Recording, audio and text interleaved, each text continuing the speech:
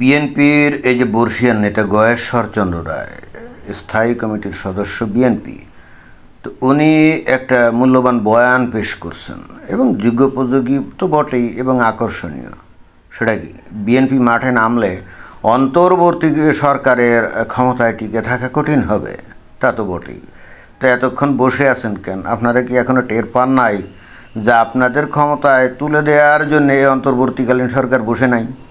এদের অন্য এজেন্ডা আছে, অন্য উদ্দেশ্য আছে, মিশন ভিশন আছে। আপনাদেরকে একেবারে হাতে তুলে দিয়ে ক্ষমতায় বসিয়ে দিবে, মানে আপনারা এখন কি হলেন?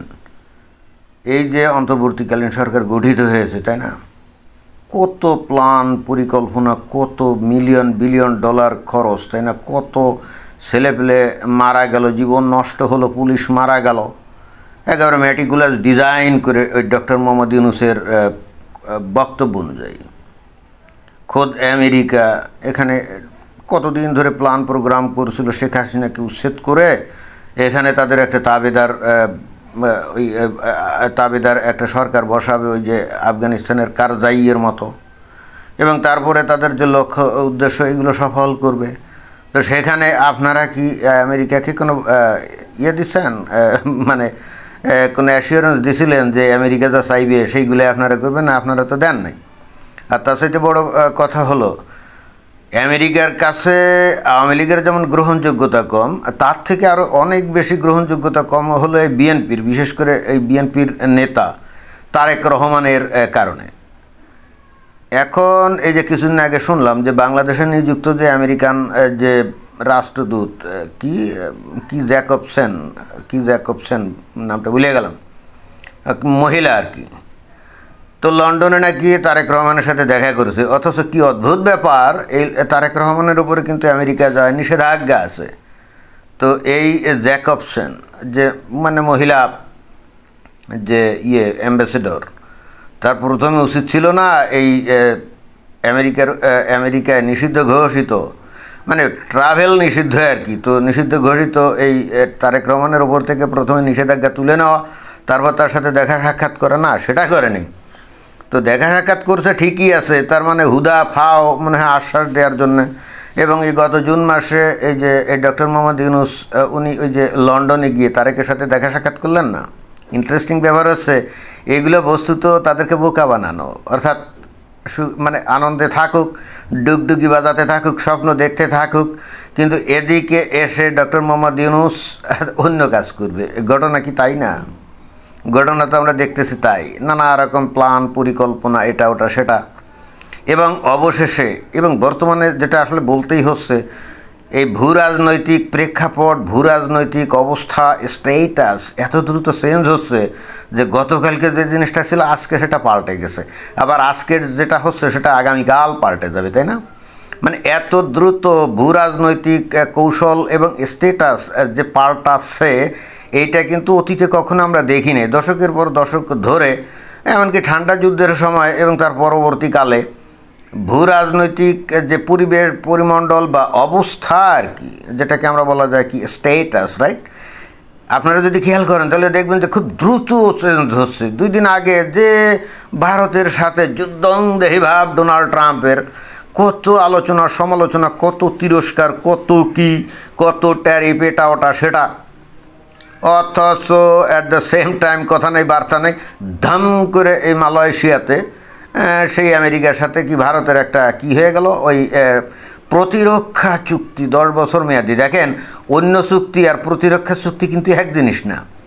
অন্য যে কোনো বাণিজ্যিক চুক্তির তুলনায় যে কোনো প্রতিরক্ষা চুক্তি এটা কিন্তু অনেক বেশি গুরুত্বপূর্ণ, কারণ এখানে প্রতিরক্ষা সরঞ্জামাদি খালি এখানে সাপ্লাই হবে এটাই না, এখানে প্রতিরক্ষা সরঞ্জামাদির যে টেকনোলজি সেটা সাপ্লাই হবে, ইন্টেলিজেন্সের সাপ্লাই হবে, আভ্যন্তরীণ অনেক কৌশল এগুলোও কিন্তু সাপ্লাই হবে, তাই না? এবং সেই জিনিসটাই কিন্তু এই যে আমেরিকা এই যে ভারতের সাথে করলো, কেউ কি কল্পনা করছে এই চুক্তি প্রকাশ হওয়ার জাস্ট একদিন আগেও কি কখনো কেউ চিন্তা করছে বলেন যে তলে তলে ভারত আর আমেরিকা বস্তুত এই ধরনের একটা ঘটনা ঘটাতে যাচ্ছে? আমরা তো আরও অপেক্ষায় ছিলাম যাহাকে এইবার ভারতের অত্যাধিক বাড়ছে। এইবার বোধহয় তাদের টেংরি যে বেশি গজিয়েছিল আমেরিকা, সেগুলো হয়তো কিছু কেটে সেটে সাইজ করে দিবে, তাই না? অন্তত বাংলাদেশের মানুষ তো সেটাই মনে করতেছিল। কিন্তু কথা নাই বার্তা নাই, সব আশা আকাঙ্ক্ষা এবং স্বপ্নের ওপরে পানি ঢেলে দিয়ে ভারতের সাথে চুক্তি করে ফেললো। এটা হলো মানে ডোনাল্ড ট্রাম্প আসলে উপরে বলে কি আর তলে তলে করে কি, এটা তো বোঝা খুব মুশকিল। এবং একই কর্মকাণ্ড আমরা দেখতে পাচ্ছি যে বাংলাদেশের অন্তর্বর্তীকালীন সরকারের আচরণে। এরা উপরে বলে কি আর ভিতরে করছে কি। উপরে বলে আমরা ফেব্রুয়ারি মাসে ইলেকশন দেব, আর তলে তলে প্ল্যান করে এবং একটা দলকে লেলিয়ে দেয়, এই তোরা বল যে এখন জুলাই সনদ এটা বাস্তবায়ন না হলে, গণভোট না হলে, তারপরে পরিবেশ অনুকূল না হলে ওই ফেব্রুয়ারিতে ইলেকশন হবে না। এবং এই জিনিসগুলো কার বুদ্ধিতে বলছে? ডক্টর মোহাম্মদ ইউনূসের বুদ্ধিতে, এই জামায়াত ইসলামের বুদ্ধিতে বলছে, তাই না? তবে আন্তর্জাতিক পরিমণ্ডলে অতি দ্রুত যেহেতু ওই যে ভূ রাজনীতি চেঞ্জ হচ্ছে, এইগুলো আবার আমলে নিলে এগুলো যে আমেরিকা এবং ভারত উভয়ের বুদ্ধিতে বলছে না তার তো কোনো গ্যারান্টি নেই। কারণ আমেরিকা যদি ভারতের সাথে মিলে যায় এবং মানে তাদের যে যাবতীয় দ্বন্দ্ব এগুলো যদি সমাধান হয়ে যায়, তাহলে তো অবশ্যই আমেরিকা আর ভারতের মানে বাংলাদেশকে নিয়ে সরাসরি নাক গলাবে না। সেখানে অবশ্যই ভারতকেই বলবে যে তুমি নাক গলাও। কারণ ভারত যদি এই মানে আমেরিকা যদি এই ধরনের অ্যাসিওরেন্স না দেয়, তাহলে ভারত কখনোই আমেরিকার সাথে কিন্তু এই যে সমঝোতা করবে না। এটা কিন্তু 100% রাইট। এইটা ওই যে আমি বারবার বলি যে আজকে থেকে 25-30 বছর আগেকার ভারত না, যে আমেরিকা একটা ধমক দিলে ওরা পাতলা পায়খানা করে দিবে, সেই ধরনের আছে নাকি? আসলে এতটা দুর্বল ভারত কখনোই নৈতিকভাবে ছিল না। সেই 71 সালে যখন এই যে বাংলাদেশের স্বাধীনতা যুদ্ধ হচ্ছিল, তখন তো আমেরিকা বাংলাদেশের স্বাধীনতা যুদ্ধের এগেনস্টে ছিল।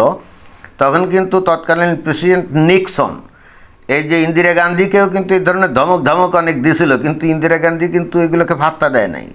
এবং পাত্তা না দিয়ে তৎকালীন যে ওই ঠান্ডা যুদ্ধের দুই প্রতিপক্ষ মানে অন্য যে পরাশক্তি সোভিয়েত ইউনিয়নের সাথে একেবারে মানে একটা সামরিক জোট তৈরি করে, যে ভারতের ওপরে আক্রমণ রাশিয়ার ওপরে আক্রমণ হিসেবে গণ্য করা হবে। এবং যার ফলশ্রুতিতেই কিন্তু পরবর্তীতে আমেরিকা এখানে তেমন কোনো সুবিধা করতে পারেনি। অনেকে যারা আসলে বোঝে না, আমেরিকাকে এখন একক আধিপত্য বিস্তারকারী পরাশক্তি হিসাবে দেখে অভ্যস্ত তো। বাট আজকে থেকে 50 বছর আগে যখন সোভিয়েত ইউনিয়নের অস্তিত্ব ছিল, তখন ওই আমেরিকা এবং এই সোভিয়েত ইউনিয়নের ক্ষমতা, শক্তি, প্রভাব সমান ছিল। যাই হোক, আসল প্রসঙ্গ হলো হঠাৎ করে এই যে জিওপলিটিক্স চেঞ্জ হয়ে গেছে ভারত এবং আমেরিকা, তাই না? তো এর ফলে ভারতের পছন্দ তো ওই যে শেখ হাসিনার ভারতে গিয়ে বসেও আছে, তো হয়তো তাকে পুনঃপ্রতিষ্ঠা করার জন্য বাংলাদেশে একটা বেস তৈরি করতে হবে না?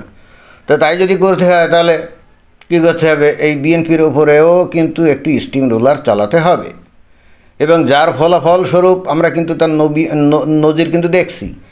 যে 2 দিন আগে দেখলাম যে তাদের একজন নেতা ওই যে কি এহসানুল হক মিলন, একসময় মন্ত্রীও ছিলেন, প্রতিমন্ত্রী শিক্ষা, তো উনি কিন্তু এই যে কোন দেশে যাইতে চাইছিলেন, এয়ারপোর্ট থেকে তাকে বিদায় দেওয়া হয়েছে যে যাইতে পারবেন না।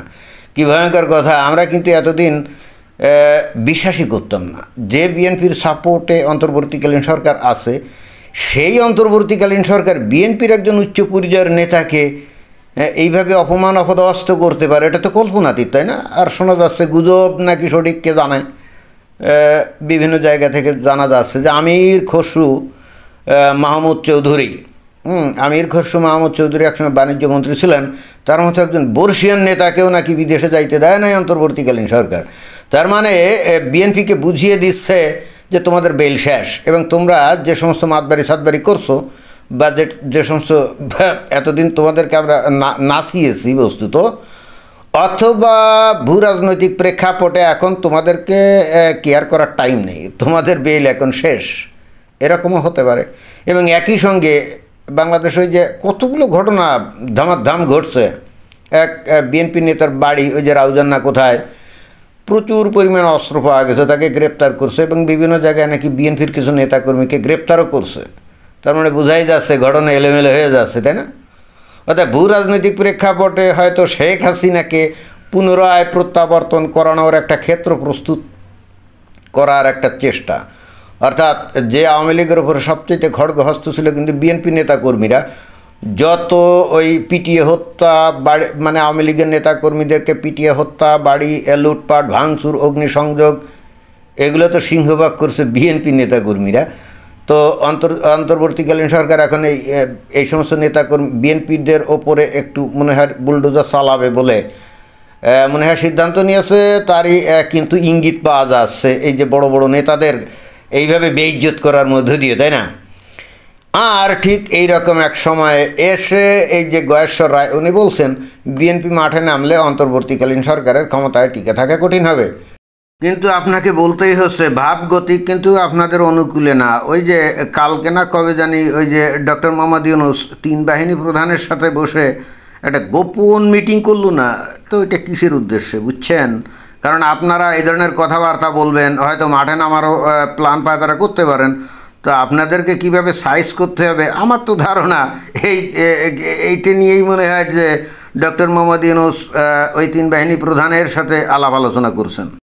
আর এত কিছুর মধ্যে হঠাৎ করে কথা নাই বার্তা নাই, আওয়ামী লীগের ঝটিকা মিছিল থেকে এখন বড় বড় মিছিল এখন ঢাকা শহর সহ বাংলাদেশের বিভিন্ন অঞ্চলে কিন্তু বেড়ে গেছে ব্যাপক হারে। তো ঘটনা কি বোঝেন নাই এখনো? যাই হোক, কি আর বলে, চেষ্টা করে দেখেন আপনারা মাঠে নেমে অন্তর্বর্তীকালীন সরকারের কোনো কিছু করতে পারেন কিনা। তবে আমার ধারণা ওই সাহস আপনাদের হবে সেটা মনে হচ্ছে না। আর আপনারা যদি মাঠে নামেনও তাহলে কিন্তু মনে হয় যে তাতে করে আপনাদের বিপদ আরও বাড়বে। হ্যাঁ, আপনারা কিন্তু সুবর্ণ সুযোগ অনেক আগেই নষ্ট করে ফেলছেন। কখন জানেন? আওয়ামী লীগকে যখন নিষিদ্ধ করতেছিল না ছাত্রলীগকে, আপনাদের তখনই বাধা দেওয়া উচিত ছিল। হ্যাঁ, আপনারা ভাবছিলেন কি যে ওরা এইবার মাঠে থাকবে না, সামনের ইলেকশনে একেবারে ডুগডুগি বাজাতে বাজাতে ক্ষমতায় চলে যাবেন, এবং এটাই ছিল আপনাদের ভয়ঙ্কর রকম অদূরদর্শিতা। আরে আওয়ামী লীগের মতো একটা বিশাল রাজনৈতিক দলকে যদি নিষিদ্ধ করে দিতে পারে এবং দিয়ে যদি হজম করে ফেলে, তখন সেখানে আপনাদের মতো একটা দল যেখানে নাকি সুবিধাবাদী চরিত্র লোকজন ছাড়া তেমন কেউ নাই, কোনো আদর্শবাদী কোনো লোকজন কেউ নাই, সেখানে আপনাদের মতো, এবং তাও আবার আপনাদের নেতা দেশে থাকে না, দেশের বাইরে থাকে, এবং যার কিন্তু তেমন কোনো সুনাম নাই। এমন না যে উনি ওই যে আয়াতুল্লাহ রুহুল্লাহ খোমেনির মতো একজন নিষ্কলুষ চরিত্রের অধিকারী ফ্রান্সে ছিলেন। ইরানে যখন বিপ্লব হলো, বিপ্লবীরা কিন্তু তাকে ইরানে নিয়ে এসে একটা কঠিন বিপ্লব ঘটায় ফেললো। খেয়াল করতে হবে, এই আয়াতুল্লাহ রুহুল্লাহ খোমেনি প্রচণ্ড মৌলবাদী হলেও চারিত্রিক দিক দিয়ে ছিলেন কিন্তু ভীষণ অনেস্ট, অর্থাৎ এই ব্যাপারে তার কিন্তু কোনো সমস্যা ছিল না। বাট আপনাদের নেতা যিনি লন্ডনে থাকেন, তার চরিত্র কি এই আয়াতুল্লাহ রুহুল্লাহ খোমেনির মতো নাকি? না, তা তো না। তাহলে উনি যে দেশে ফিরে আসেন না, তারও তো একটা অন্যতম কারণ সেটাই, তাই না? তো অতএব তার কথাবার্তা শুনে অথবা তার অনুপস্থিতিতে আপনাদের রাজনৈতিক কলাকুশল আমরা কিন্তু বুঝতে ব্যর্থ হয়েছি। তবে হ্যাঁ, আপনারা যে চরমভাবে ব্যর্থ এবং আপনাদের যে কোনো দূরদর্শিতা নাই এবং আপনারা যে শুধুই সুযোগ সন্ধানী, সেটা কিন্তু অলরেডি প্রমাণ করে ফেলছেন। আপনাদের কবর রচনা আপনারা নিজেরাই করছেন যেদিন আওয়ামী লীগকে নিষিদ্ধ করার জন্যে অন্তর্বর্তীকালীন সরকারকে আপনারা বাহবা দিয়েছিলেন, বুঝছেন? তো কি আর বলে, আপনি বললেন যে বিএনপি মাঠে নামলে অন্তর্বর্তীকালীন সরকারের ক্ষমতায় টিকে থাকা কঠিন হবে। আমরা একটু দেখতে চাই, একটু মাঠে নামেন তো দেখি কেমন কঠিন হয়। ধন্যবাদ।